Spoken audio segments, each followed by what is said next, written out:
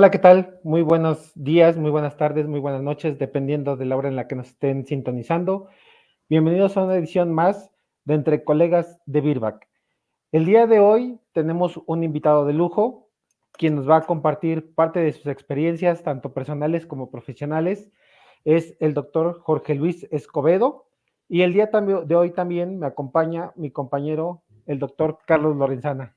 ¿Qué tal, doctores? Bienvenidos. ¿Cómo se encuentran el día de hoy?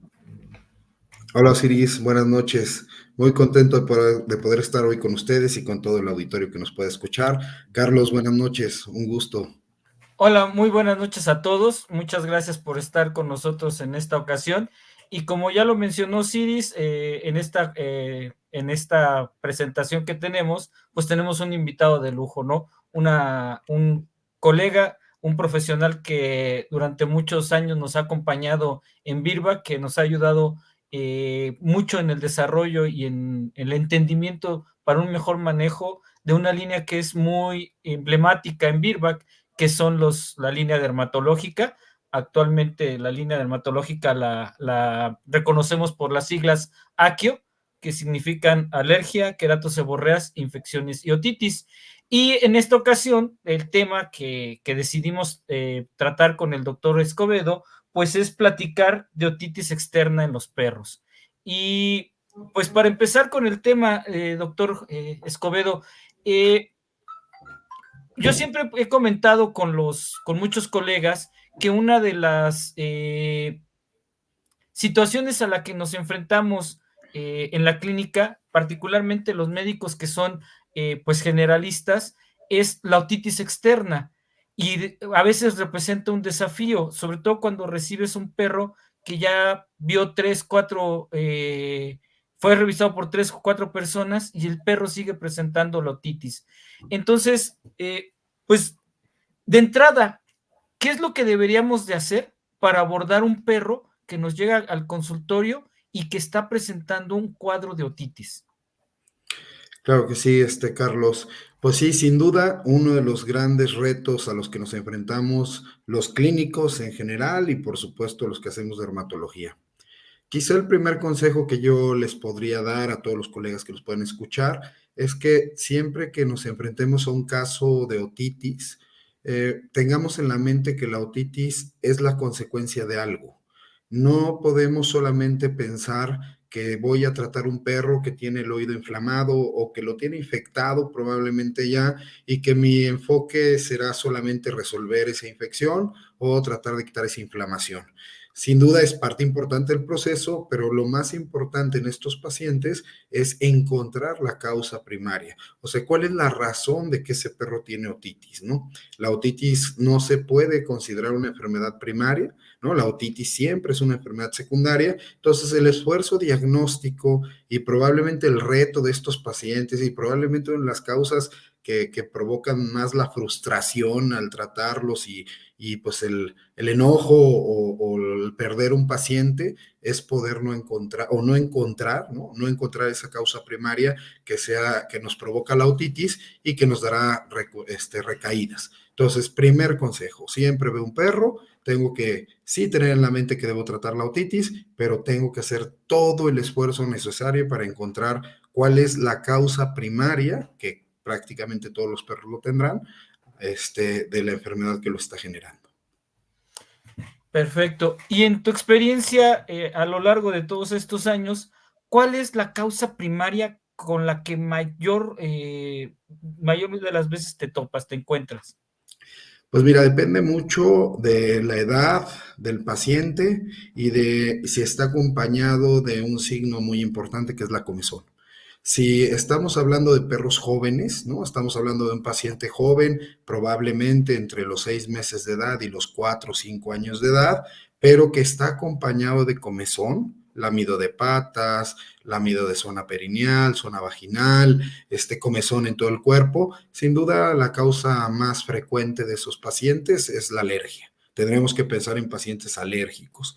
Pero si el caso es un perro probablemente edad mediana, adulta, entre 4 años, 7, 8 años por ahí, y sus otitis no están acompañadas de comezón, más bien ya el problema del oído nos genera inflamación y sacudidas de cabeza, y sí molestarse con comezón, pero solamente en la zona afectada, que en este caso serían las orejas, pensaría yo en enfermedades hormonales, y la principal sin duda será el hipotiroidismo, ¿no?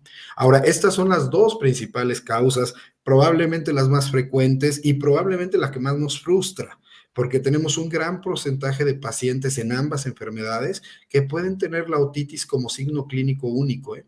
Es muy frecuente encontrar a muchos perros con alergia, que su principal signo es la otitis, ¿no? Y ligero lamido de patas o ligera comezón por ahí, que son los clásicos perros que tienen otitis alérgicas, ¿no? Estos perros con otitis atópicas que a veces solamente nos dan esa signología, o los pacientes hipotiroideos que muy al inicio de la enfermedad, los signos clínicos más evidentes son las otitis, y uno le busca por otro lado o por todos lados y no les encuentra. Entonces, estas serán quizá las más frecuentes, pero bueno, en medio hay muchas, ¿no? Podemos encontrarnos a Demodex, ¿no? Demodex es una causa frecuente de otitis externas en los perros, que puede no tener comezón al inicio hasta que ya hay una infección, ¿no? Podemos tener por ahí algunas enfermedades autoinmunes, principalmente el pénfigo. El pénfigo es una enfermedad que desarrolla otitis en muchos de los casos. Por ahí tenemos las enfermedades isquémicas, ¿no? Hablamos de las vasculitis del margen auricular o las vasculitis de la pina, que también son enfermedades que aunque afectan nada más la pina, pueden manifestar signología de otitis en los perros. Y bueno, de ahí podríamos mencionar algunas otras, cuerpos extraños, tumores, en casos específicos de gatos, pólipos, ¿no? En casos de algunas razas de perro, el Cavalier Spaniel Spaniel, por ejemplo, la otitis media, que da signología, no es una otitis externa, pero nos da una signología muy evidente, y en fin, la lista es larga, ¿no? La lista es larga. Yo ahí, otro consejo que le doy a los colegas es siempre tener a la mano el top 10, ¿no? ¿Cuáles son las 10 enfermedades más frecuentes que pueden afectar al oído? Sin duda, alguna de esas será, ¿no? Ya las acotaremos por raza, la acotaremos por edad del paciente y la acotaremos al signo importante que les decía, la comezón o no comezón, porque eso nos puede ir limitando los diferenciales. Perfecto. Doctor. Osiris.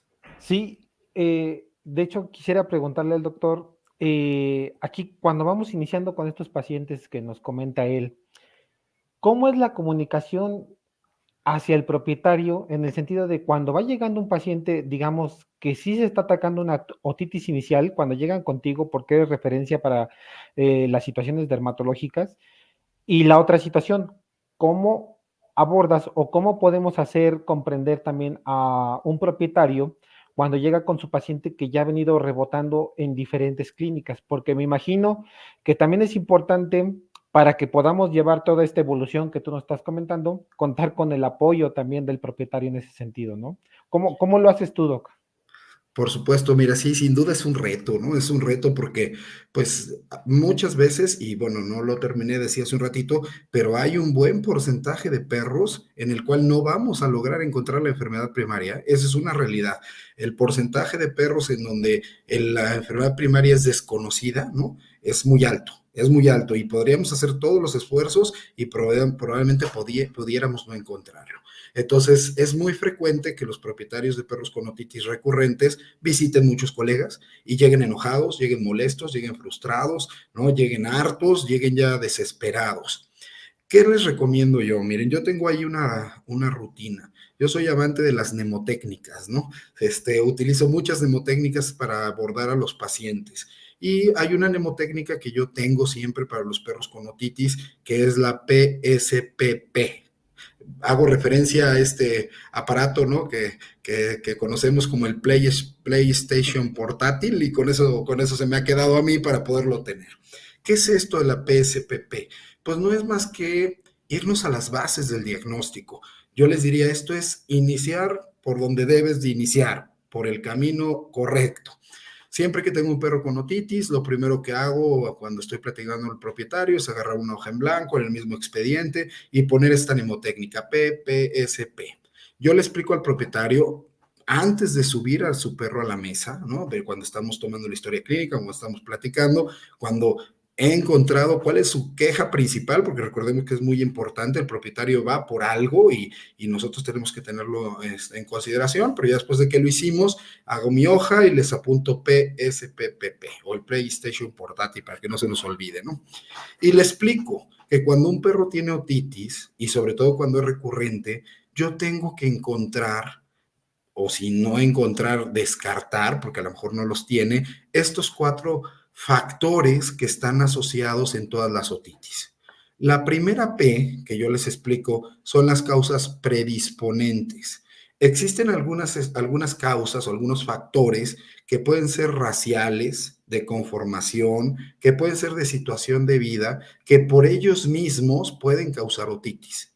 Algunos perros, el problema es eso. El problema es que tienen un factor predisponente y a veces no hay esa causa primaria que yo les decía. O la causa primaria, ¿no? El que está generando la otitis es un factor predisponente, no como tal una enfermedad.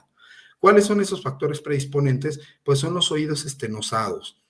Imagínense un Shar-Pei, un bulldog francés, un bulldog inglés, ¿no? Que de nacimiento, por una conformación racial, tiene sus conductos auditivos externos, principalmente el vertical, totalmente estenosado o parcialmente estenosado, ¿no? Dependiendo de la cantidad.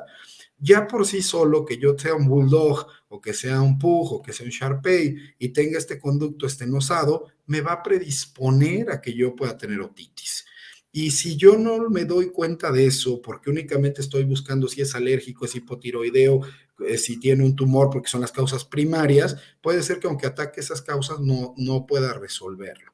Y muchos de estos pacientes necesitan acciones a veces agresivas. Si es un Shar-Pei o es un bulldog que es totalmente estenosado de su canal vertical, probablemente vamos a tener que proponer hacer una ablación parcial del canal, porque si no, no va a haber ventilación. Ustedes recordarán que, ventilación y limpieza, ¿no? Ustedes recordarán que el oído del perro se limpia solo, como los refrigeradores modernos, no hay que limpiarlos como los de nosotros, es correcto, pero se limpian a través de un sistema de migración celular que empieza en la membrana timpánica y que va avanzando, arrastrando a su vez cerumen, sebo, lo que se va encontrando en el camino para poderlo limpiar. Si mi oído vertical o si mi canal auditivo vertical está estenosado porque soy Shar-Pei, no voy a poder tener una limpieza adecuada. Y si no tengo una migración epitelial y una limpieza adecuada, pues entonces mi consecuencia va a ser que aparezca la S, ¿se acuerdan? PSPP, que aparezca la S de nuestro cuadro. La S son los factores secundarios. Y lo resumimos muy fácil, ¿eh? Nada más hay 2 factores secundarios, bacterias y levaduras. Mi perro seguramente tendrá una infección bacteriana porque hay un acúmulo de bacterias, un acúmulo de cerumen, un ambiente propicio para que las bacterias y las levaduras crezcan y ahora tenga una otitis probablemente supurativa, en donde empieza a haber secreciones, ya sea de pus, ¿no? Secreciones serosanguinolentas o purulentas, o tenga secreciones sebáceas muy intensas, como lo es en malacesia, y genere un olor muy desagradable. Pero fíjense el camino. El primero fue oído estenosado, que me generó mal sistema de limpieza del oído y por ende un sobrecrecimiento o una colonización o en su defecto ya un proceso de infección de bacterias y levaduras, ¿no? Pero todo lo originó un canal estenosado porque es una raza que tiene canales estenosados. Entonces, si yo estoy revisando un perro que a lo mejor no tiene otitis, o una consulta general o una consulta de otro tipo, pero le veo los canales estenosados, ya de entrada le aviso al propietario, hay que trabajar con su perro. Y ahí es como necesitamos pensar en un producto que me permita lavar ese oído periódicamente de una manera fácil, sencilla y con mucha calidad, ¿no? Es a donde entra su producto de ustedes y ustedes saben que no es porque esté con ustedes, es porque lo uso, porque son los productos que yo recomiendo. Ahí empezaría a recomendarle ya Epiotic a ese perro, ¿no? Pero no solo ese es el único factor predisponente, también puedo tener pelos en el canal. Seguramente han visto un Yorkie, un Shih Tzu, estos perros que tienen un crecimiento de pelo en el canal vertical, que es el que tiene coincidencias anatómicas con la piel, y una de esas coincidencias anatómicas es que hay folículos pilosos, y entonces empieza a haber un crecimiento de pelo dentro del conducto. Y pasa lo mismo que platicaba del canal estenosado. Un perro que tiene el canal lleno de pelos, pues va a tener una dificultad para poder tener su migración celular y por ende, entonces tendrá infecciones o sobrecrecimientos bacterianos o acumulará humedad, ¿no? Un pelo mojado es muy húmedo y la humedad genera el crecimiento de bacterias y levaduras. Entonces, otro factor predisponente, ¿no?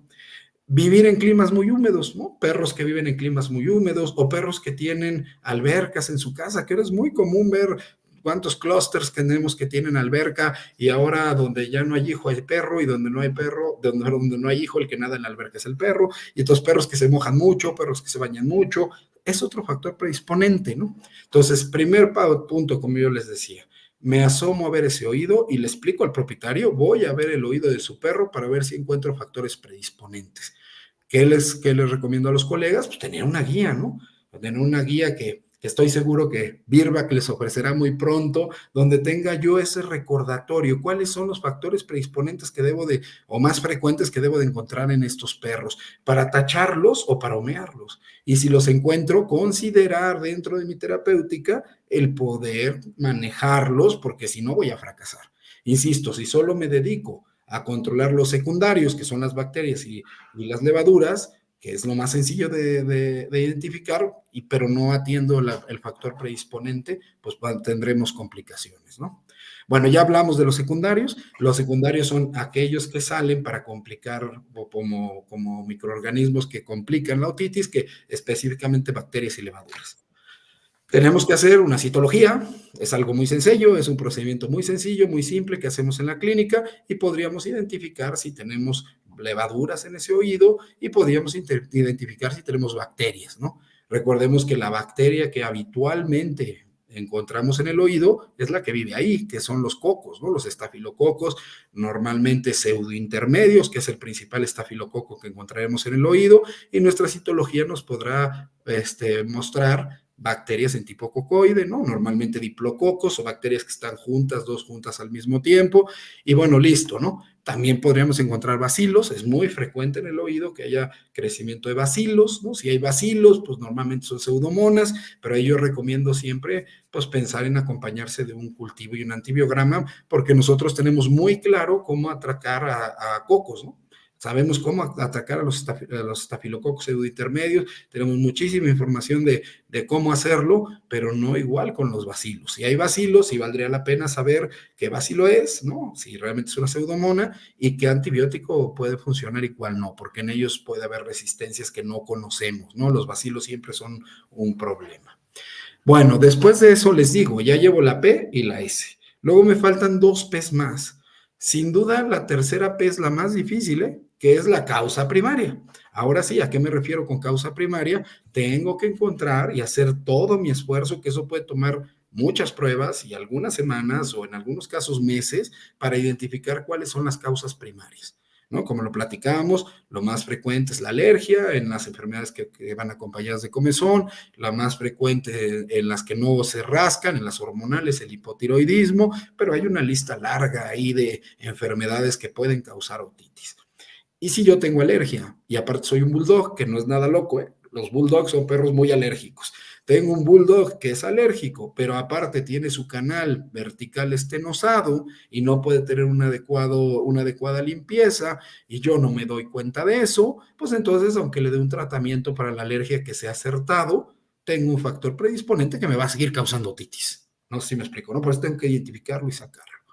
Y bueno, por último, le explico al propietario que tendré también que hacer algunas cosas para saber si no hay perpetuantes, ¿no? La última P, los factores perpetuantes. Esto lo vemos más en pacientes que han tenido otitis recurrentes, ¿no? Otitis crónicas. ¿Qué es un factor perpetuante? Pues aquella complicación que se da por el tiempo y que viene a ponerme una piedra muy grande en el camino, que a veces incluso me evita o no me permite la resolución.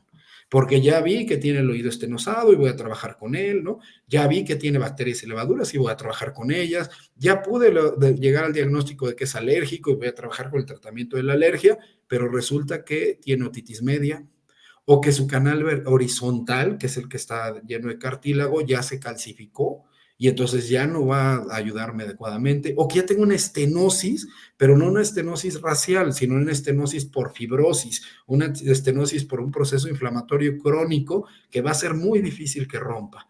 O les decía, tengo otitis media o tengo otitis interna. Estos factores que vienen a perpetuar las otitis, como su nombre lo dice, normalmente nos llevan a un pronóstico pues muy pues desalentador, y en algunos casos a tener que tomar decisiones como ablaciones totales, ¿no? Acompañadas de trepanaciones de bulla timpánica para poder drenar una otitis media, y a lo mejor hasta de usar al neurólogo para que nos ayude a controlar una otitis interna y todas las alteraciones neurológicas que van a tener, ¿no? Entonces, todo esto prácticamente así como se los platiqué, se lo explico a un propietario que viene ya enojado, molesto, desesperado, frustrado y todo lo que ustedes quieran.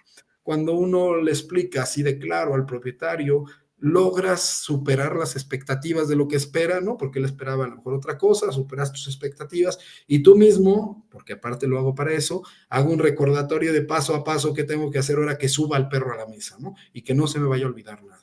Y a lo mejor ese perro va a necesitar radiografías, o a lo mejor va a necesitar una tomografía, o no sé, necesito ver qué voy a hacer, o le voy a hacer pruebas de alergia, o le voy a hacer pruebas hormonales, ya dependerá de lo que me encuentre. Pero frente al propietario hice un recordatorio que la verdad es muy bueno, muy padre. El propietario le gusta mucho y nosotros recordamos que no se nos debe olvidar nada de lo que tenemos que hacer con un perro con otitis, ¿no? No sé si pude ser claro, Carlos y Osiris. No, perfectamente, y creo que eso es algo bien valioso. Como lo comentabas, el manejar un dueño que ya viene harto, fastidiado, molesto, de una forma no convencional, porque lo que nos estás platicando es no convencional a lo que normalmente estamos acostumbrados a hacer, pues te puede ayudar a romper este ciclo, ¿no? Y puede cambiar la predisposición del dueño a una predisposición más abierta a escuchar y entender qué es lo que le está pasando a su mascota.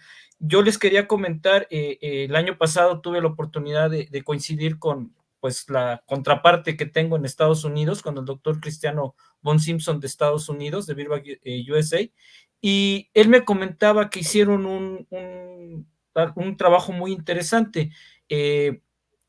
Investigaron cuáles eran las expresiones que más utilizaban los dueños de mascota cuando se referían a la otitis de sus perros, y era bien interesante. En algunas tenían hasta 7 veces mayores, era mayor la tendencia a hacer comentarios negativos, a demostrar una gran frustración, a demostrar una gran desesperación y sobre todo una situación de pesar porque su mascota estaba sufriendo un proceso en sus oídos, ¿no?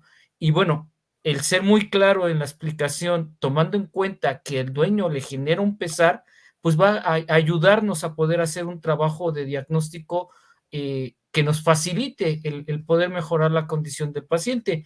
Y en ese sentido, una vez que subes al perro a la camilla, ¿cuál es tu rutina de diagnóstico en una otitis? ¿Qué haces primero? ¿Qué haces después? Padrísima pregunta, ¿no? Porque, y estoy de acuerdo contigo, Carlos, la verdad es que yo creo que es la enfermedad más frustrante a la que se enfrenta un propietario y un dueño, y un veterinario, ¿eh? O un tutor, ¿no? Y como se le llama ahora, un tutor y un médico, sin duda las otitis nos jalan los pelos, ¿eh? Tanto ellos como ellos, sin duda es frustrante. Pero bueno, ¿qué hago? Mira, lo primero que hago es olvidarme de los oídos. Déjame decirle que lo primero que hago al subir a un perro es dejar los oídos hasta el final, porque desafortunadamente, y eso también es algo que podemos hacer con mucha frecuencia, ¿no? El perro viene porque le huele el oído, le duele el oído, y nos vamos al oído y hacemos lo que tenemos que hacer, y se nos olvida que es un individuo, ¿no? Se nos olvida que es un paciente, y se nos olvida que el oído manifiesta una enfermedad en la mayoría de las veces externa o diferente al órgano, ¿no? Diferente al oído.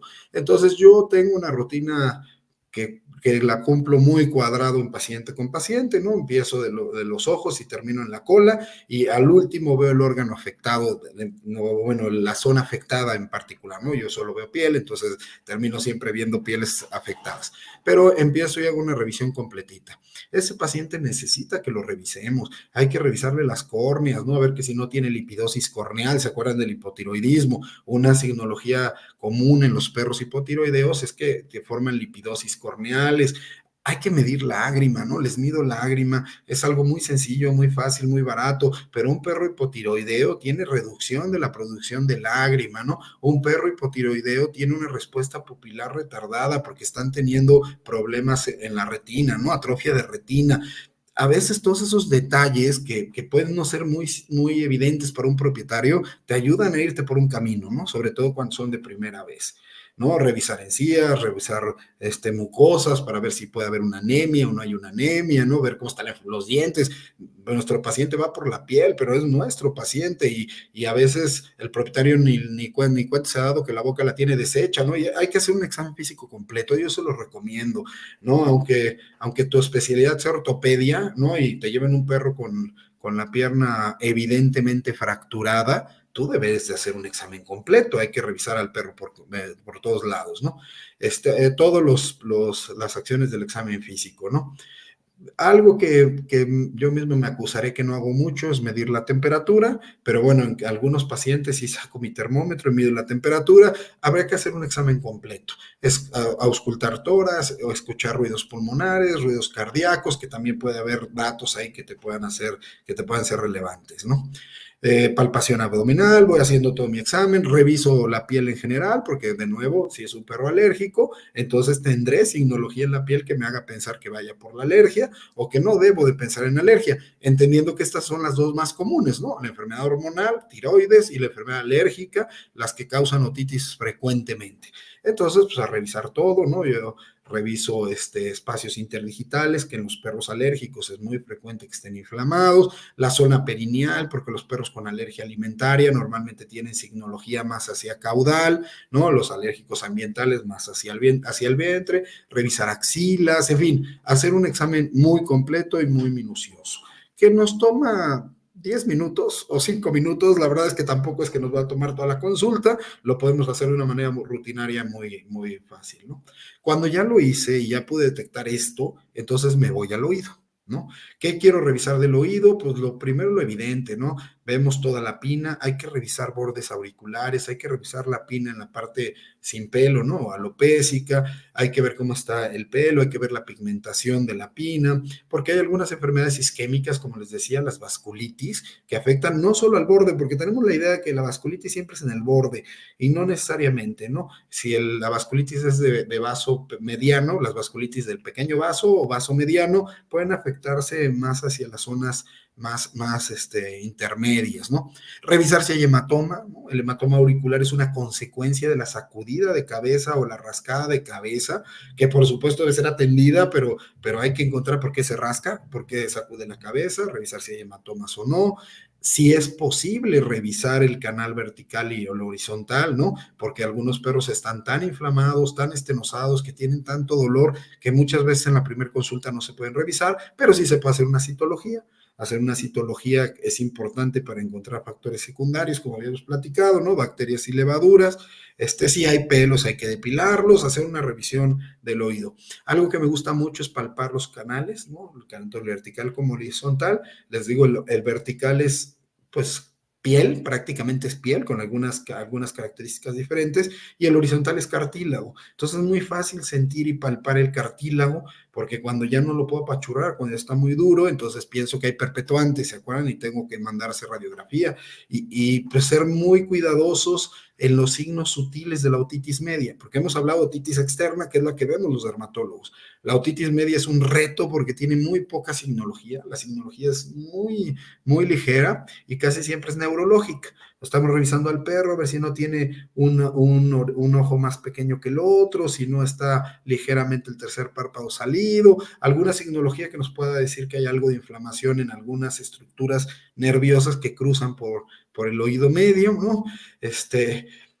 Y bueno, darle 2 o 3 vueltas al asunto, estar registrando todo, es otra cosa que les recomiendo, porque algunos colegas, y me acuso que al principio yo también no lo hacía, no registraba, ¿no? Y el problema es que cuando ya ves muchos perros, de repente ya no te acuerdas cómo están. Entonces sí, hacer un registro, ya sea si ocupan expedientes digitales o si los ocupan todavía en físico, hacer un registro de las cosas más importantes que anotar.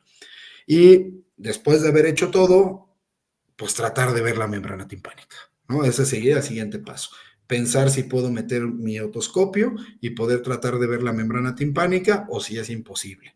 Muchos perros, insisto, no lo hacemos la primera cita. Lo hacemos en la segunda o en la tercera, cuando ya manejé el dolor, cuando ya manejé la inflamación, ¿no? Cuando yo estoy seguro que el perro me va a permitir poder meter un otoscopio y revisarlo, o cuando ya tengo argumentos para anestesiarlo, porque probablemente ese perro no tiene pruebas, no sé cómo esté, si lo puedo anestesiar o no para hacer una revisión y un lavado, ¿no? Pues en general esto es lo que hago, no siempre hago una citología. La citología, yo otra recomendación que les voy a hacer es la tenemos que hacer en la clínica. Nos perdemos de muchísima información si la mandamos a un laboratorio por el tiempo que tarda en ir y venir el resultado. Y una citología de oído es muy sencilla, ¿no? Utilizamos un hisopo largo, ¿no?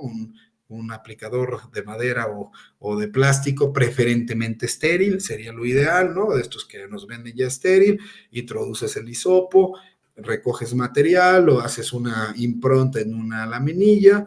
Yo normalmente caliento esa laminilla en una charolita de estas para calentar tazas, ¿no? Seguramente ustedes las conocen, estas redonditas donde uno pone su taza para mantener su café caliente. Tengo una de esas en donde cabe perfectamente la laminilla, la pongo ahí a que caliente y que pueda evaporar la grasa, porque recuerden que nuestras tinciones pues no tiñen bien materiales grasosos, entonces se evapora un poco la grasa y después paso a teñir con el paso 1, 2 y 3 de los hemocolorantes rápidos, el Diffquip, ¿no? Como lo conocemos tradicionalmente, y lo montas al microscopio. Y eso te hablo que tardaste pues 2 o 3 minutos en todo el proceso. Y a voltear a revisar esa laminilla para ver qué encontramos, ¿no? Y de ahí empezar a tomar las siguientes decisiones. Bueno, Doc, en este sentido, sí, veo que nos hablas de realmente darle el tiempo al propietario, darle el tiempo al paciente, y esto es importante para que se considere, sobre todo por todos los colegas en general, porque muchas veces queremos dar resultados rápidos, ofrecer una respuesta rápida. Y creo que lo que tú nos platicas es importante considerar porque corremos menos riesgos de evitar de que se presenten los errores, ¿no? Reducimos ese margen de error. Es importante tener algunas herramientas adecuadas, tú lo mencionaste ahorita a la mano, poder hacer nuestras citologías en la clínica, tener un microscopio, tinciones, poder inclusive tener el otoscopio también es muy importante, ¿no? También para poder determinar ya en el momento en que podamos utilizarlo.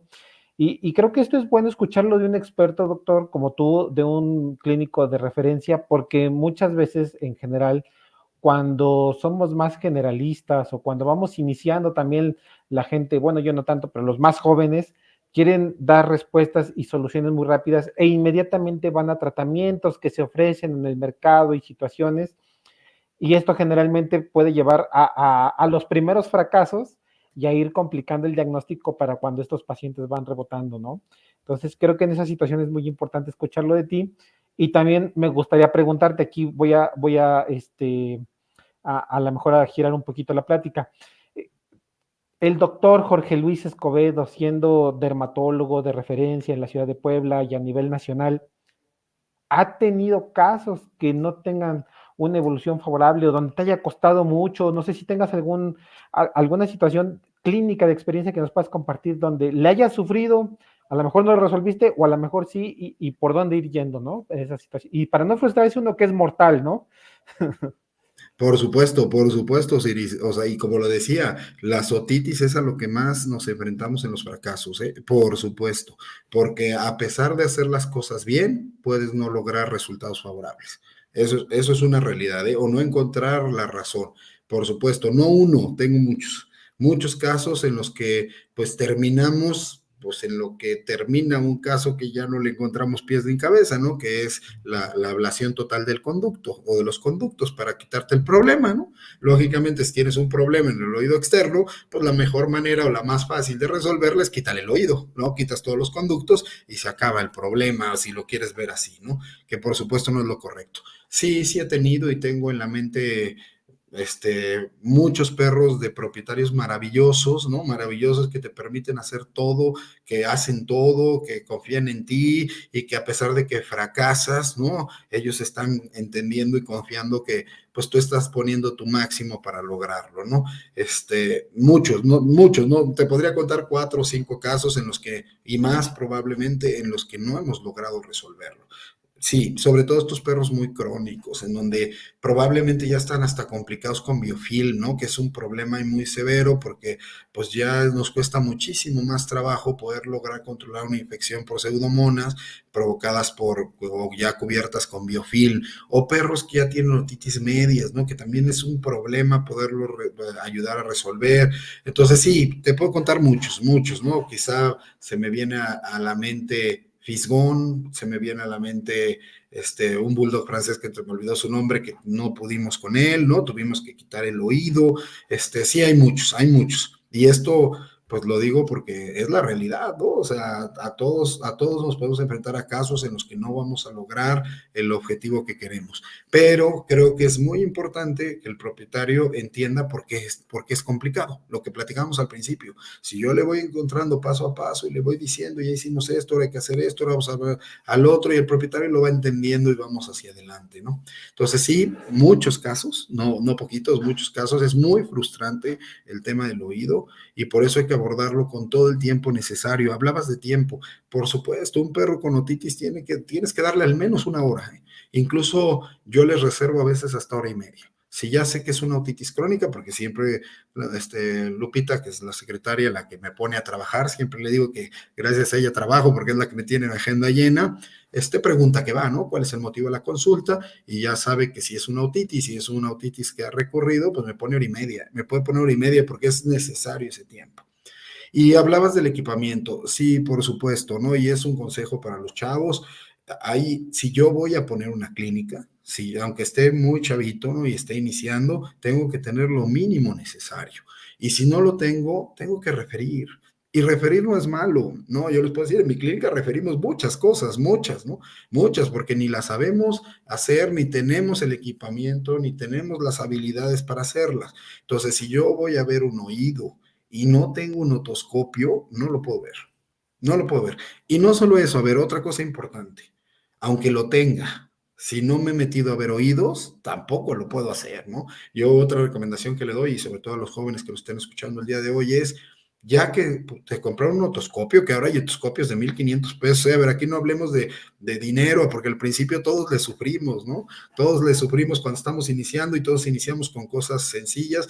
Yo les platicaré que mi primer videotoscopio, no otoscopio, mi primer videotoscopio fue un lapicero que me compré en eBay, ¿no? Estos que para ver los lapiceros, para ver las monedas y para ver los electrodos. Con eso empecé a hacer videotoscopía. Por supuesto que no es la calidad ni el aparato adecuado, pero con eso inicié y todos hemos iniciado así. Entonces hay que comprarse un otoscopio, aunque sea de los de 1,500 pesos, o si tienen un poquito más se pueden comprar el de 5,000, y si tienen un poquito más se pueden comprar el de 12,000, que la diferencia pues es la luz, y es que unos son de pilas recargables y otros son de pilas normales, ¿no? Pero realmente eso es lo que hay. Conseguir conos adecuados, ¿no? Necesitamos los conos largos porque los conos cortos no logran que nosotros revisemos membrana timpánica, ¿no? Y les recomiendo, hay que revisar los oídos sanos. Antes de meterse un oído enfermo, tenemos que meternos a 100 oídos sanos, porque a medida de que yo reconozca lo normal, va a ser muy fácil encontrar lo anormal.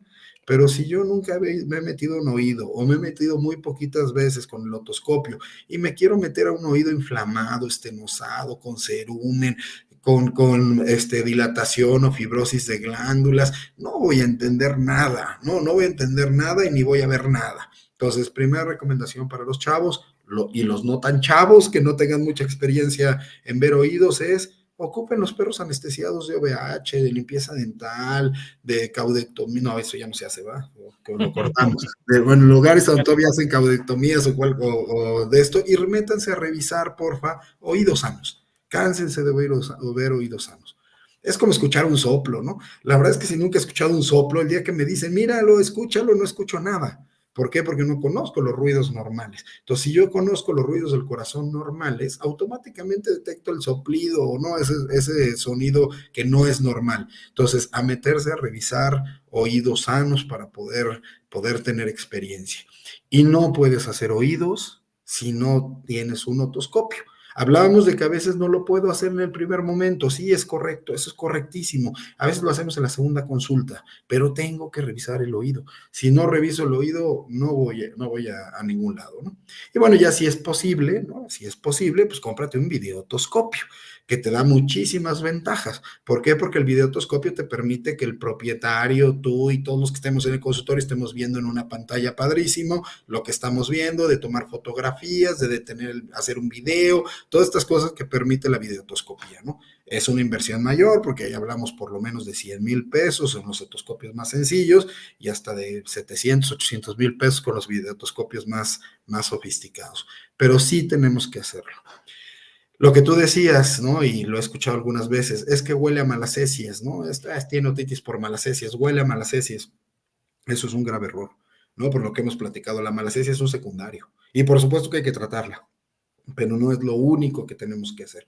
Entonces sí, pues recomendarle a los jóvenes y no tan jóvenes que no está mal que los vean, está bien y hay que verlos, ¿no? Y hay que verlos y hay que atenderlos, pero sí hay que estar equipados y hay que darles el tiempo necesario, porque si no también después nos ayudan a meternos en más problemas, porque o hay resistencias antibióticas, o hay ototoxicidades, o hay algunas otras cosas que se pueden complicar ahí, ¿no?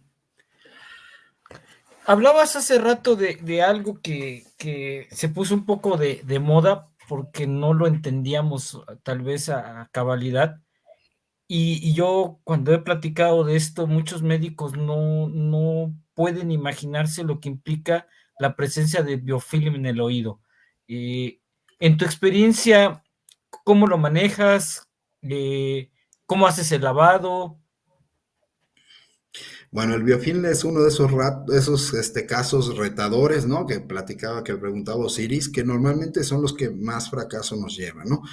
Como saben, el biofilm es una cubierta, una estructura de mucopolisacáridos que producen las bacterias, principalmente las pseudomonas, ¿no? Aunque puede haber algunas otras bacterias que lo generan, en el cual les da o les confiere una especie de capa protectora, por llamarlo de esa forma, que los hace prácticamente inocuos a los antibióticos, o resistentes, perdón, a los antibióticos, ¿no? Porque realmente no es una resistencia, es una capa ahí que las está protegiendo.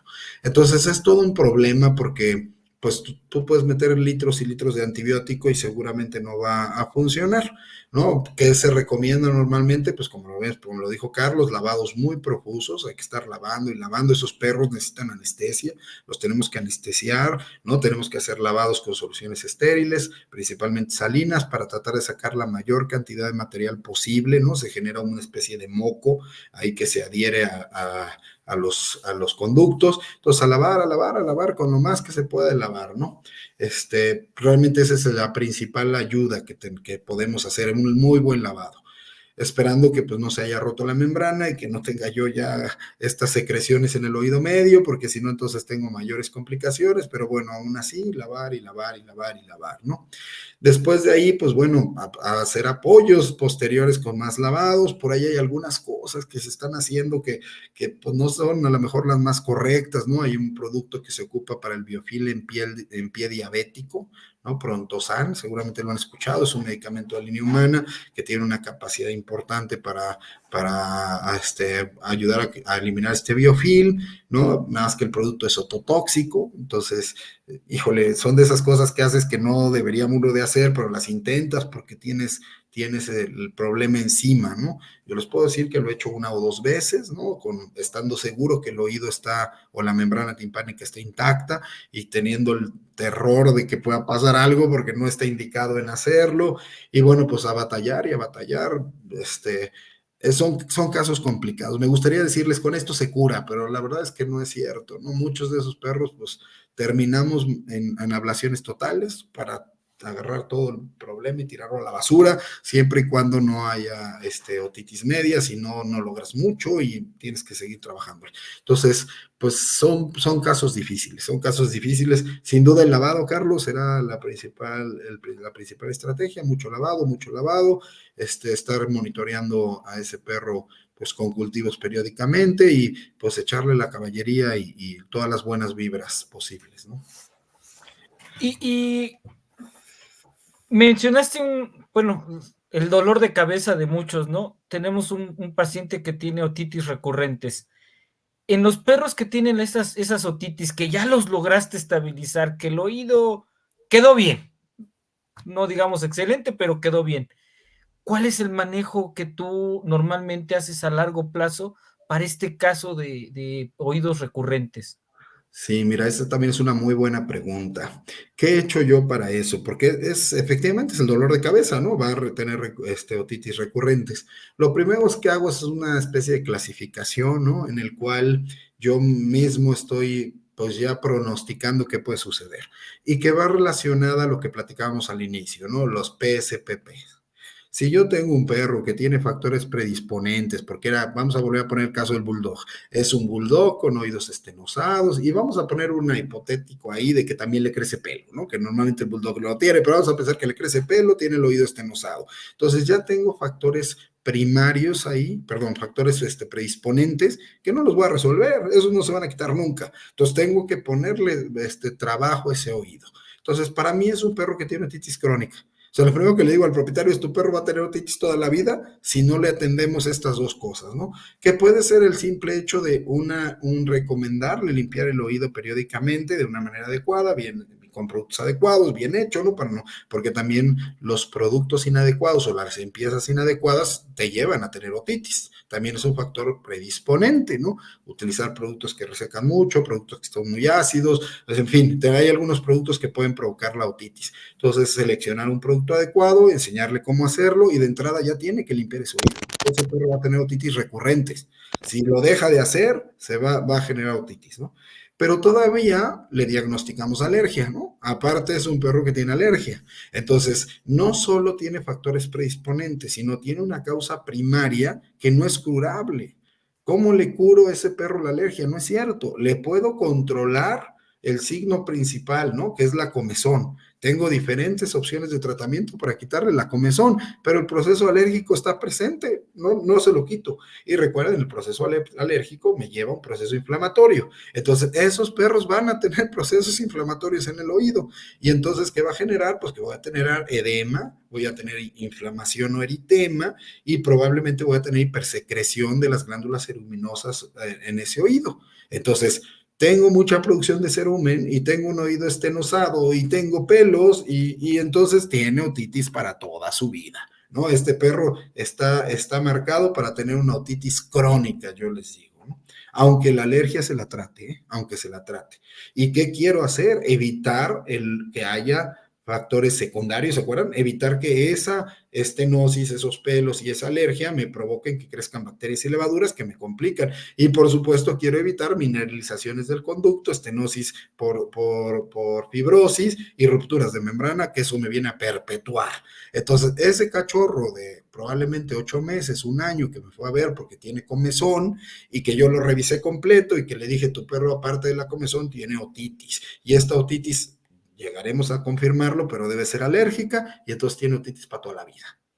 ¿Qué hago con esos perros? Pues bueno, pues tengo que recomendar un mecanismo por el cual le ayude a la limpieza y tengo que recomendar un producto o productos que me ayuden a controlar la inflamación, porque si yo decidí en ese perro utilizar algo para la comezón que no tiene tantos efectos antiinflamatorios a nivel de los canales, pues tengo que pensar en algo que me ayude a desinflamar.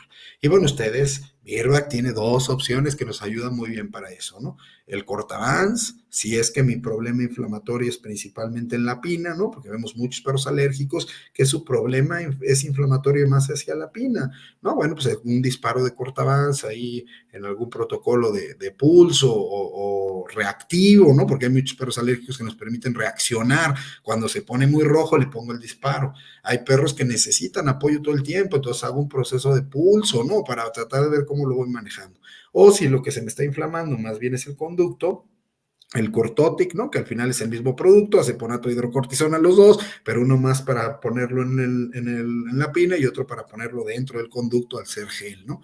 Esos perros necesitan ese apoyo. ¿Cuánto tiempo, doctor? Pues toda la vida de su perro, seguramente, porque a menos que mágicamente su alergia se le quite, porque no hay nada que quite las alergias, ¿no? Insisto, hay productos para controlar los signos, pero no hay nada para la alergia, o hasta que la alergia se le quite, pues su perro lo va a tener que hacer, ¿no? Y si usted lo deja de hacer, a lo mejor voy a tener controlada la comezón, pero me lo va a traer por otitis. Es un perro con otitis crónica.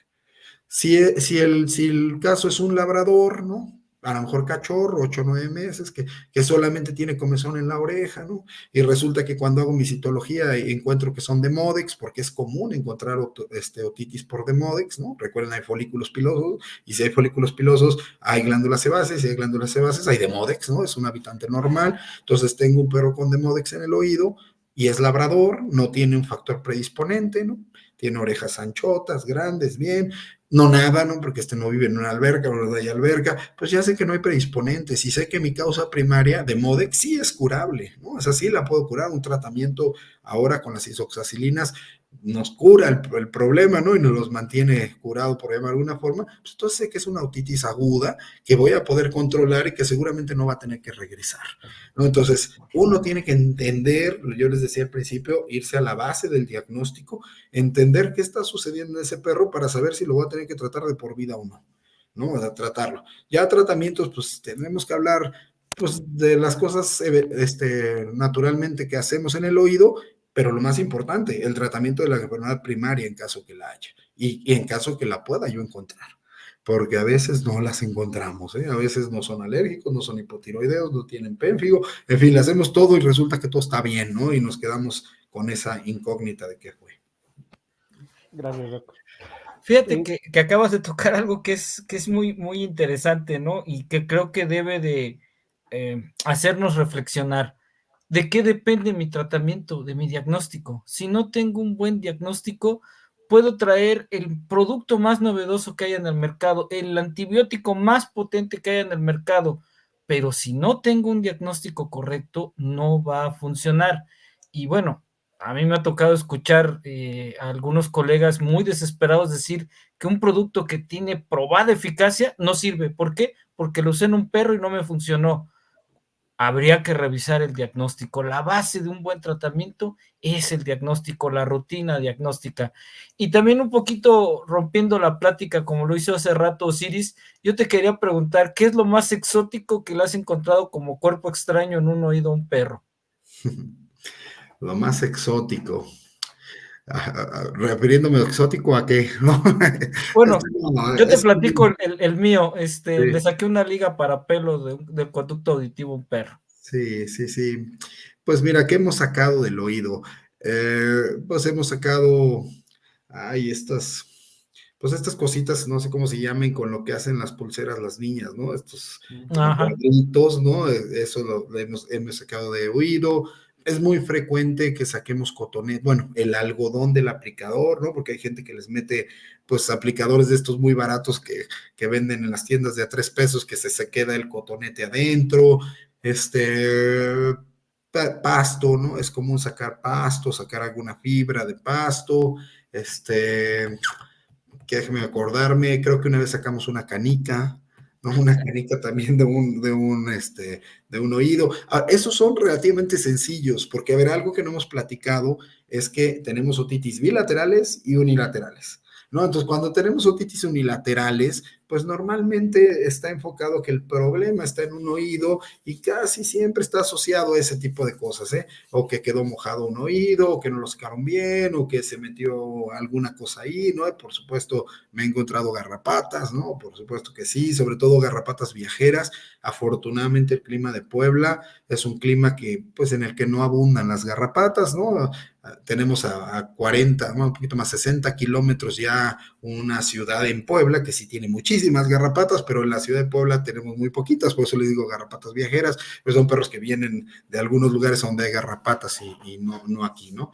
Por supuesto que en los gatos, el ácaro famosísimo del oído, ¿no? Autodectes sinotis, que es una maravilla verlos ahí caminando y haciendo sus destrozos con el otoscopio, el videotoscopio, perdón, te permite, a la hora que tú pones el videotoscopio, amplifica y ves los ácaros caminando ahí. Entonces, pues sí, ligas, fíjate que ligas no me acuerdo, pero pues sí hemos sacado algunas cosas ahí interesantes. Y a veces nuestros colegas, ¿no? Por no meter el otoscopio se la pierden, ¿no? Se la pierden de ver por no meter ese otoscopio. Entonces el otoscopio es una herramienta valiosísima, ¿eh? Insisto, no necesitan tener el mejor videotoscopio o el mejor otoscopio. Necesitan tener un otoscopio y usarlo. Eso es lo único, nada más. Y poco a poco tú mismo te vas generando la necesidad de quererlo ver mejor, ¿no? Entonces poco a poco vas creciendo y ahorrando y aparte te salen mejor las cosas, entonces los pacientes regresan y entonces hay un flujo ahí de retorno interesante que te da más posibilidades económicas para equiparte mejor, ¿no? Eso es una realidad. Osiris, no sé si tú quisieras hacer otra pregunta al doctor. Sí, una más. Me gustaría, porque esto va a estar público, va a estar en YouTube, y me gustaría también involucrar un poco al propietario. Doctor, ¿tú qué peso le das en el éxito del tratamiento y seguimiento de la otitis al trabajo y al apoyo del propietario? Porque muchas veces el propietario recae nada más o quiere que todo recaiga en lo que hace el médico la única vez que va a la primera consulta y que después todo fluya de manera mágica, ¿no? ¿Qué peso tú le das a esa parte del propietario para el éxito en los tratamientos cuando se llega a tener para el manejo de las otitis? Totalmente, ahí está la clave, ¿eh? O sea, sin duda es la clave. Yo siempre pienso que un tratamiento funciona o no funciona por el propietario y el paciente, ¿no? Tú puedes escribir, porque hiciste tu protocolo diagnóstico que hablaba Carlos hace un ratito, por supuesto, Carlos, y eso me pasó a decirle, no, o sea, no podemos establecer un tratamiento si no tenemos un diagnóstico, ¿no? Y que no nos corran las ansias. Yo también ese consejo se los doy a los chavos que nos estén escuchando, ¿no? No nos corran las ansias. Hagamos lo necesario para tener diagnóstico y cuando tengamos diagnóstico, hagamos tratamiento. Eso no quiere decir que no hagamos nada. Si ya vi que tengo una citología en mi consulta que hay bacterias y levaduras, pues tengo que iniciar tratamiento, por supuesto. Si ya vi que tengo pelos, pues tengo que iniciar tratamiento. Si tengo cerumen, tengo que iniciar tratamiento, pero tengo que trabajar en el diagnóstico final para poder hacer asertivo, ¿no? Ahora, el propietario, sin duda, yo siempre les comento a los propietarios, ¿no? Que el éxito de esto, de cualquier tratamiento y cualquier enfermedad, está dependiendo de un tripié, ¿no? Yo les digo, a ver, para que esto funcione, las 3 patitas del tripié tienen que estar sólidas y bien puestas, ¿no? Y de esas 3 patitas del tripié, 2 son de usted o 2 son del propietario. Una es, pues por supuesto, comprar la medicina y hacer lo que le estamos pidiendo. La segunda es el perro, porque también hay propietarios muy dispuestos, pero con perros que no están dispuestos, ¿no? Que muerden, que no se dejan medicar, que no se dejan lavar el oído, que vomitan las pastillas, no sé, todo lo que le puedas atribuir al perro. Y entonces el propietario se lleva 2 cargas, se lleva la carga de él de comprar y de hacerlo, y se lleva la carga de lograr hacerlo en el perro, ¿no? Y que el perro logre cooperar, que pues eso a veces es bien difícil, ¿eh? Suena muy fácil. Ahí es cuando los productos de efecto residual nos pueden ayudar, ¿no? Y la verdad es que hay que usarlos porque en algunos casos es necesario utilizar productos de ese tipo porque hay perros complicados y hay que entender que al perro le duele, ¿no? Y que hay que entender que le entren cosas al oído y que me lo laves y que me pongas un gel o que me pongas algo, no es sencillo, por lo menos en los primeros días que tiene mucho dolor el perro. No se nos olvide tratarle el dolor al perro, no se nos olvide tratar la inflamación en el propietario. Entonces, cuando las cosas salen bien, ¿no? Y para motivarlo y agradecerles, yo siempre les digo, yo al propietario le digo, hizo usted un excelente trabajo. En verdad, aunque yo haya hecho también un excelente trabajo, ¿no? Porque mi trabajo como clínico es lograr ese diagnóstico para poder establecer un tratamiento correcto. Pero aunque yo tenga un tratamiento correcto, aunque yo tenga un diagnóstico correcto, si no se ejecuta, no sirve. Y insisto, ellos llevan 2 de 3 y las llevan las más difíciles. Llevan las más difíciles, que es comprarlo, hacerlo y hacer que el perro se deje. Entonces es indispensable. Y para eso necesita información un propietario. Y pongámonos en los pies de los propietarios, ¿no? Si yo simplemente hago una receta y te digo, haz esto, pues y luego compran productos que no saben ni cómo funcionan o cómo se tienen que aplicar, hay que explicarle al propietario cómo se hace un lavado, ¿no? Cómo lavamos el oído de una manera gentil, que el perro lo disfrute, ¿no? Y para eso hay que hacerlo. Si le voy a recomendar a Azotic porque está infectado y necesito controlar bacterias, levaduras e inflamación, pues tengo que explicarle cómo se mete el producto y explicarle que no pasa nada aunque entre el tubo que trae ahí ese, ¿no? Porque nosotros tenemos la idea de que nuestro oído es cortito y que cualquier cosa que nos metamos nos va a lastimar. Entonces estamos a explicarle al propietario que el oído del perro es muy largo, que el producto es traumático, que el gel necesitamos que llegue hasta el conducto horizontal y que la única forma de que logremos eso es aplicándolo, ¿no? O sea, todas esas cosas son importantes. Y de nuevo, si no tengo al menos una hora en la cual yo haga una excelente historia clínica, luego haga un excelente examen físico, luego haga mis pruebas básicas muy bien hechas y luego termine escribiendo una receta y explicándola adecuadamente, pues ¿cómo lo voy a lograr? ¿No? Sí, la consulta tiene que durar el tiempo que tenga que durar y por supuesto, debe de costar lo que debe de costar. ¿No? O sea, sí, para dar una hora tengo que cobrarlo de 3 consultas, pues ni modo, ¿no? O sea, eso es lo justo. Y los propietarios, sin duda alguna, lo van a aceptar y te lo van a agradecer. Y si las cosas no salen, también lo van a entender y van a seguir contigo, porque fuiste claro en lo que esperas, fuiste claro en las expectativas, ¿no? Y eso va a ayudar a que logremos avanzar. Entonces, sin duda, Osiris, fundamental, importantísimo. Y no solo explicárselos, enseñarles cómo. Gracias, doctor. Así es, chicos. Perfecto. Pues, digo, creo que la explicación ha sido muy concreta, ha sido muy sencilla, y hemos involucrado pues a todos los actores, el paciente, el propietario o tutor y el médico veterinario como la figura central, ¿no? Que es el que va a ejecutar este plan diagnóstico y este plan de tratamiento. Pues creo que por mi parte no tengo ninguna otra pregunta, ningún otro comentario. No sé tú, Osiris. No, la verdad que no, ha sido de mucha utilidad. Digo, podríamos estar horas platicando con el doctor Jorge Luis porque realmente lo hace muy ameno, muy entendible y pues esperemos que sea también útil para todos nuestros colegas que se conectan a ver entre colegas de Virbac que pues ha tenido hoy los manteles largos de recibir al doctor Jorge Luis Escobedo. No, pues muchas gracias, gracias Osiris, gracias Carlos por la invitación, es un placer, es una delicia estar aquí platicando con ustedes estos temas, por supuesto da para muchísimo más, ¿no? No hablamos más que una embarradita de todo, hay mucho que profundizarle, hay muchas cosas que hacer, las terapéuticas, los tratamientos, todo lo que podríamos platicar de ellos. Pero bueno, yo espero que les sirva a los colegas que lo puedan escuchar y bueno, insistiré, ¿no? En la recomendación que yo siempre les digo, ¿no? No hay nada si no hay diagnóstico. Entonces, vayamos a las bases diagnósticas. En verdad, vayamos a las bases diagnósticas porque luego no se nos olvida. Encuentren la PSPP y van a ver que todo va a tener un camino. El fin puede a lo mejor no ser el que uno espera, porque hay enfermedades o hay otitis que no podemos controlar, eso es una realidad. El fin puede ser no el que queramos, pero si el camino es correcto, si nosotros hemos creado las expectativas necesarias, si estamos haciendo lo que debemos, todo va a fluir de una manera adecuada. Entonces, pues felicitarlos por estas charlas, la verdad es que son muy ricas y bueno, ya saben que estoy a sus órdenes para lo que pueda, para ayudar a ustedes y a los colegas que así lo deseen. Muchas gracias. Al contrario, los agradecidos somos nosotros y pues también agradecerles a todos los colegas que ven este podcast que estamos retomando y pues por mi parte, pues reiterar el agradecimiento y te dejo, Osiris, para que cierres la transmisión. Claro que sí, pues muchas gracias, doctor Lorenzana, doctor Escobedo, gracias.